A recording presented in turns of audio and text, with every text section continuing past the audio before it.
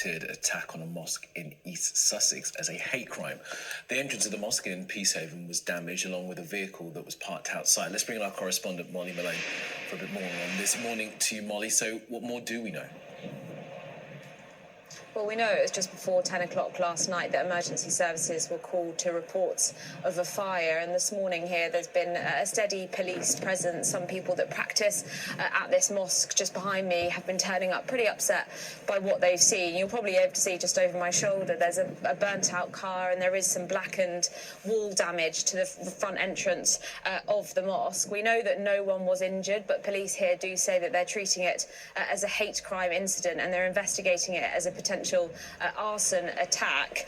Clearly, though, we know that it comes at a time of increased community tensions and a particular focus on the safety and security of places of worship, and that's what the police who put out a statement certainly alluded to in their statement. I can read a bit of it now from Detective Superintendent Carrie Bahana. She said, "We understand the concerns this has caused within the community and the impact that will be felt by the Muslim community as a result. There is already an increased police presence at the scene, and there are also additional patrols taking place to provide reassurance at other places of worship across the county." Went on to say Sussex Police takes a zero-tolerance approach to hate crime, and there is no place for hate across the county. Now, the police say it's a fast-moving investigation, and they're urging anyone who might have doorbell footage, dash cam footage, or any information about what happened just before 10 o'clock yesterday evening.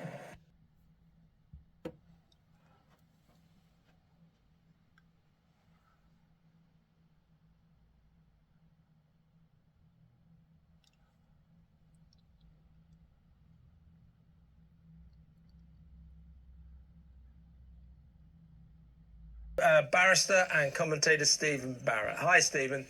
Hello, I'm really delighted to be here. It's fantastic to have you on board. Now, the first item I'd like to discuss, I know I don't have to lecture about the legal niceties of this situation. It's quite a delicate situation, but I do think it is worth mentioning that there, in the wake of the synagogue horror, there were two attempted arson attacks on mosques. One was in Peacehaven in Sussex, and the other one was in Kettering. Now, today, a man has been charged with the Kettering attempted arson attack. He's a British-born Asian, a Muslim, called Arif Ali Rafiq. Northamptonshire police said that he has been charged with attempted arson with intent to danger life. Now, after the Peacehaven attack, the Home Secretary posted on Twitter, reports today of an attack on a mosque in Peacehaven are deeply concerning. I am being kept up to date by law enforcement. An investigation is ongoing, but it seems clear that things could easily have been far worse. I thank the emergency services for their swift response, blah, blah, blah, and I ask anyone with any information to come forward to the police.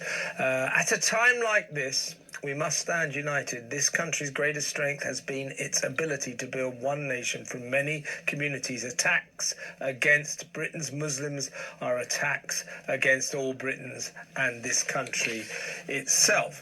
Well, you know, we don't know what Arif Ali Rafiq is pleading to this charge.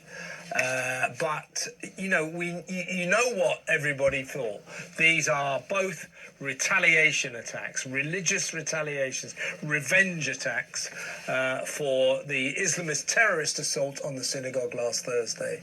Well, at least in one case, we have reason to believe that that assumption, jumping to that conclusion, was wrong. So we have to be very careful. I told you I don't have to tell you that, but it does seem apposite now that we say that in these circumstances, when people are wont to jump to conclusions, it's important that they don't. Yes, and that gentleman you mentioned is entitled to be considered innocent until proven guilty, and that's a very valuable part of our system, and we therefore won't talk about that specific case.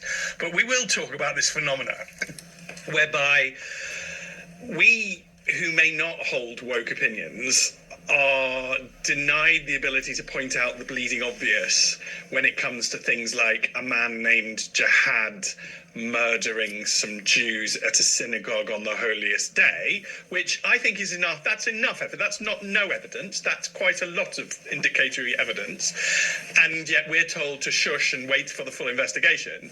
But those who are woke will immediately jump on absolutely anything with the scantest thread of information and declare that it suits their narrative. Now, in a sensible world, both sides would demonstrate the same level of restraint. And I actually think, Kev, what is often missed in these conversations, because I'm not a free speech absolutist, but that doesn't necessarily matter. Sorry that we're meeting in these circumstances, because that was a horrific attack that will have impacted every single member of the community. We've just been talking to some of the family members and getting a sense firsthand of the personal impact. I'm really pleased today that we are announcing a further £10 million to support our mosques on top of the support we've already put in.